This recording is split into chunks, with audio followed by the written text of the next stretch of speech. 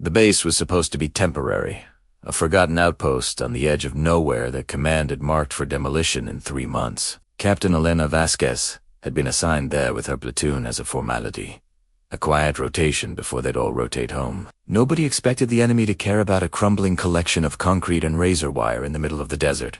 Nobody expected anything at all. That's why, when the orders came through to evacuate immediately due to intelligence about a massive incoming assault, Elena watched in disbelief as her commanding officer made a decision that would haunt her forever. They needed Bodhies at the new defensive line 60 miles north. Every soldier counted. Every soldier except one. Someone had to stay behind to monitor communications for 6 hours until the delayed transport arrived.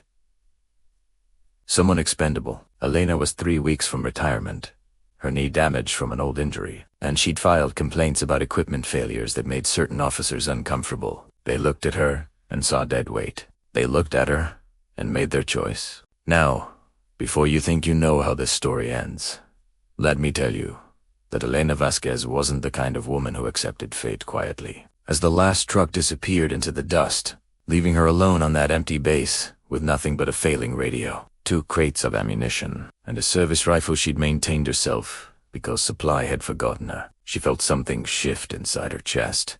Was it fear? Absolutely. Was it rage? Without question.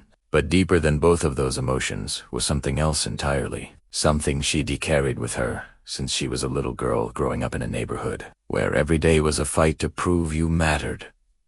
It was defiance. Pure, burning defiance that said the world didn't get to decide her worth. She decided that, and in that moment, standing in the center of an abandoned base as the sun began its descent toward the horizon, Elena Vasquez decided she was worth everything. The first wave hit 90 minutes later, long before they were supposed to arrive. 92 insurgents, heavily armed and moving with the confidence of soldiers who'd been told their target was undefended. They expected to capture the base, use it as a staging ground, and intercept the retreating forces before they could fortify their new position. What they found instead was a woman who had spent the last hour turning that forgotten outpost into something between a fortress and a promise. Elena had repositioned every movable barrier, created firing lanes that maximized her limited sight lines, and booby-trapped 3 of the 4 entrances with whatever she could improvise. She'd also done something else, something that spoke to the core of who she was. She'd radioed command and told them what was coming,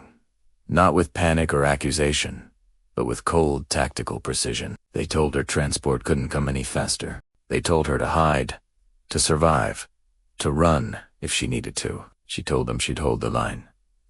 They actually laughed. One of them actually laughed and said, "With what army?" Elena looked at the radio, at the base around her, at the rifle in her hands, and replied with words that would later be engraved on a memorial wall.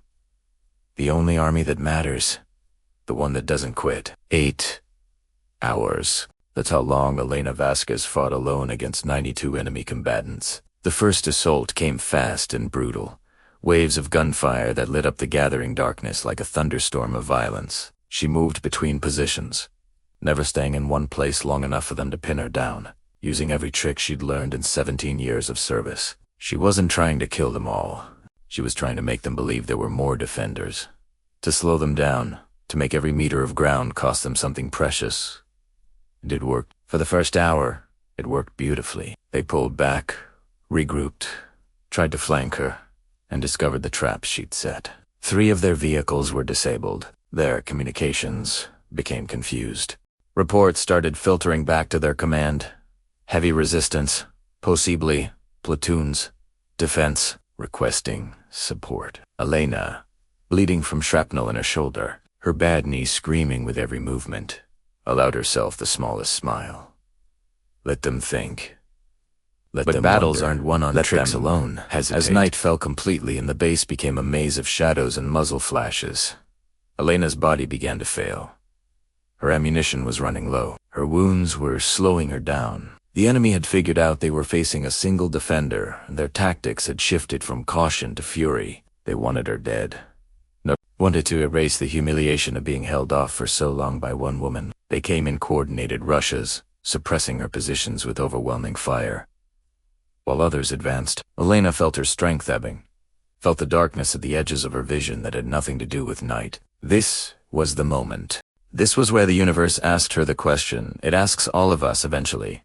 How much are you willing to give? She thought about her daughter, 16 years old and brilliant, who'd begged her not to take this last deployment. She thought about her ex-husband who'd told her the military had taken the best parts of her. She thought about every officer who'd ever looked through her like she was invisible. And then she stopped thinking entirely and just fought. Because that's what you do when you're defending something bigger than yourself. Even if that something is just the principle that one person can make a difference. The turning point came in the 6th hour when Elena's ammunition finally ran dry for her rifle. She'd been rationing every shot, making each one count.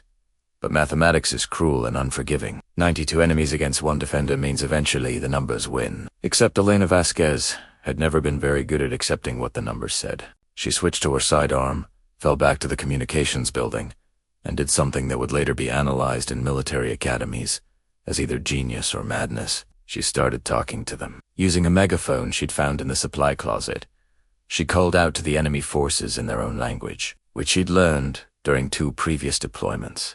She told them about the reinforcements coming. She told them about the air support that was minutes away. She told them lies. Yes, but she told them with such absolute conviction that doubt began to creep into their ranks. And then she told them something true. She told them about her daughter, about a girl who deserved to have a mother who kept her promises, about how she'd promised to come home. And that meant she wasn't dying here, wasn't letting them through, wasn't giving up even if her body was breaking down and her hands could barely hold her weapon anymore. Something strange happened then. Maybe it was exhaustion. Maybe it was the absurdity of the situation. Or maybe it was something else entirely. Something about the human spirit that defies logic. The attacks became less coordinated.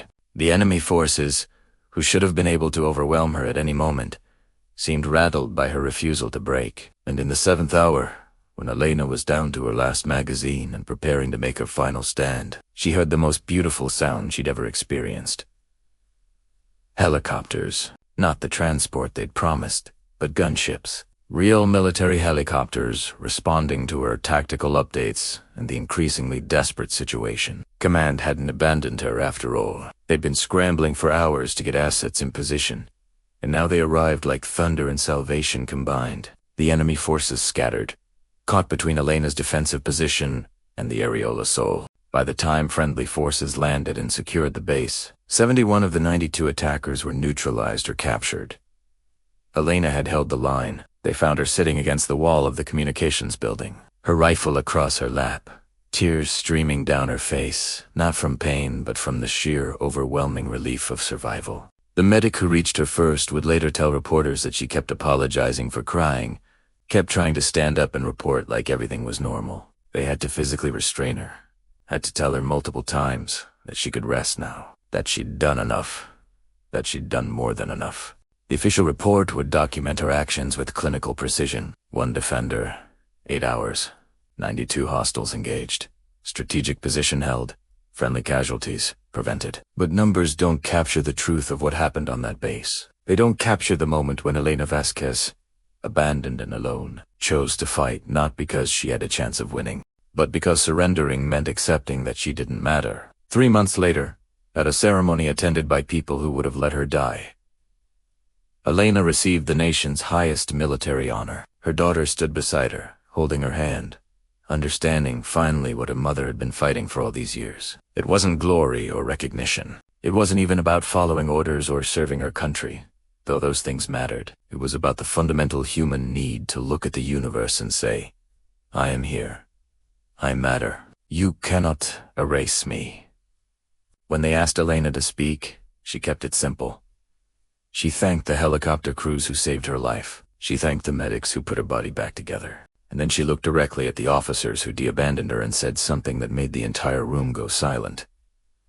I forgive you. Because holding that line taught me that the only person who needs to believe in me is me. You gave me a gift that day, even if you didn't mean to. You showed me exactly how strong I am.